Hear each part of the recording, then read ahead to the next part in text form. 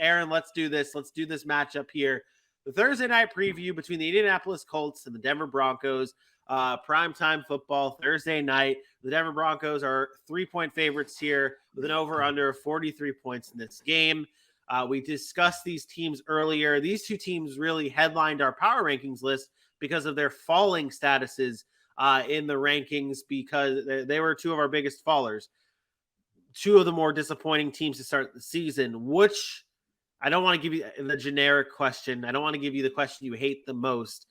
But then just give me the question you're going to give me. Who needs this win more?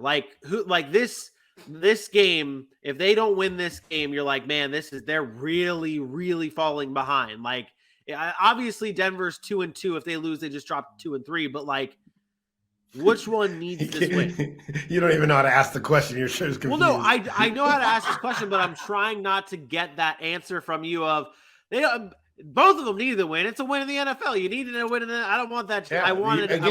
Phrase the question the right way. That's what I'm trying. That's what I was. I know you're struggling with it. Listen, the Colts obviously need the win more because they're only got one win. But I think this really comes down to how far do we think these teams can go? And I think this is a telling sign for them. The Denver Broncos are not going to go win Super Bowls or compete for Super Bowls when you can't win a home game on a Thursday night for a team traveling on the road with an injured Jonathan Taylor and a team that's not been playing well. So in that theory, Nathaniel Hackett and the Denver Broncos have to be ready to play this game, and they have to win this game. So yes, it might be the Colts on the statistics or leaderboard or standings that say, hey, if they lose, now they're 1-4 or 1-3-1, really falling behind. But in the end, the Denver Broncos play in a much tougher division that is going to be harder to come back from and actually sustain in the AFC. And they're at home on a Thursday night in prime time with the better quarterback. It's the Denver Broncos. The Denver Broncos, they got to ride. They got to ride in this game. This offense has to produce. Melvin Gordon has got to stop.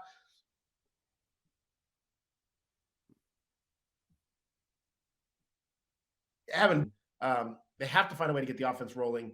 The defense will be solid. Randy Gregory lost hurt, but I think they'll be okay, and they'll get after Matt Ryan. It's the Broncos. The Broncos got to win this game. Yeah, no, that's where I wanted to go. Both these teams rank in the bottom 3 in points per game. Their offenses have not looked that great when you talk about the new weapons that they've added, and obviously Matt Ryan and Russell Wilson. You did talk about the injuries the Colts are going through. Jonathan Taylor coming into this game with an ankle injury, no Shaq Leonard. The Broncos now without Javonte Williams and Randy Gregory in this game. Two banged up teams. What are you looking at most in this game? Like what player, what side of the ball maybe are you looking at will have the most focus on here? Oh, it's the Denver offense. I think that's going to be the storyline for Denver throughout the most part of the season. Can Nathaniel Hackett get the offense back on track to where they need to be? But I still think it'll take time. I do think they can have a good game here on a Thursday night.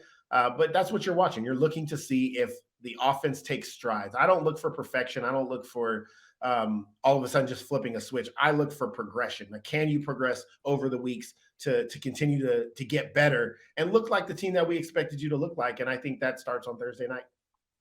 Yeah, no, I agree. It's pretty dead even in the careers of Matt Ryan versus Russell Wilson. 3 wins apiece. Matt Ryan has 14 touchdowns, 4 interceptions. Russell Wilson has 12 touchdowns and 4 interceptions. Both these quarterbacks neck and neck when they play each other. Who gets the win?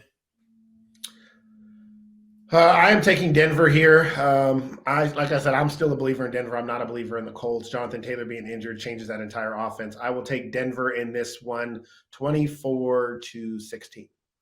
23-19 Denver in this game. I agree with you that I think that Denver is a little bit more ahead of the Colts in terms of figuring things out with their new pieces. The offense for the Colts, I think you're right, runs through Jonathan Taylor, and who knows which version of Jonathan Taylor we're going to get. We're going to get a banged up version of Jonathan Taylor who gets 13, 14 touches in this game. And if he gets that, they're losing this game. And that's what I think it comes down to. So what did I say? 23-19 Broncos. Yeah, that's where I'm going. Tomorrow we will have our DFS picks for this game. We'll be setting our lineups and our captain showdown with 100 of you beautiful people at home watching. Bailey thinks this game is going to be Denver 244-13.